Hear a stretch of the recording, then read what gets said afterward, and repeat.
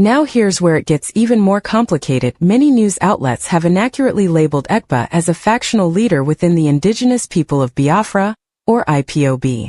But IPOB themselves have gone on record to say, and I quote, "Simon Ekpa runs his own network of criminals and kidnappers.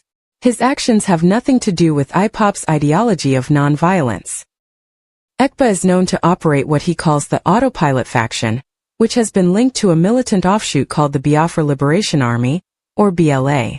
This group has allegedly enforced deadly sit-at-home orders, orchestrated kidnappings, and even assassinations, effectively paralyzing entire regions. Remember also that people have chosen willingly on their own to sit at home in solidarity with the leader of the indigenous people of Biafra. It's not our making. Even in numerous occasions, IPOB has called for the lifting of sit at home. But people said, no, this is the only weapon we have. We need to sit at home until Mazen Namdekan is released. Is the place of Simon Ekpa in IPOB? He is not a member of IPOB. He does not represent IPOB either. People should understand that. It's not as if Mazen Namdekan is incommunicado.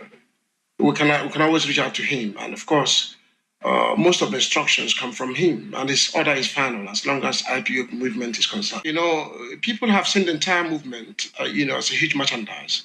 And therefore, they are cashing out on that. So they can come up and say whatever they want to say. They can allege that Mazen Namdekan is my leader. And they keep extorting people and frustrating the entire business environment. Emmanuel Kano, younger brother to Namdi, the leader of the indigenous people of Biafra and spokesperson of the family, says such order never emanated from IPOB. We are not part of that process. The reason why IPOB is for the good of our people. We have not come to cause them pain. They know Namdekan is outside. In 2 minutes, this nonsense will stop. Who is the idiot? Who is the back?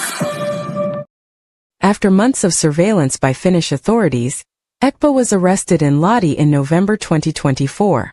Authorities claim that he used social media, platforms like YouTube, Facebook, and Twitter, to broadcast messages that directly incited violence in Nigeria.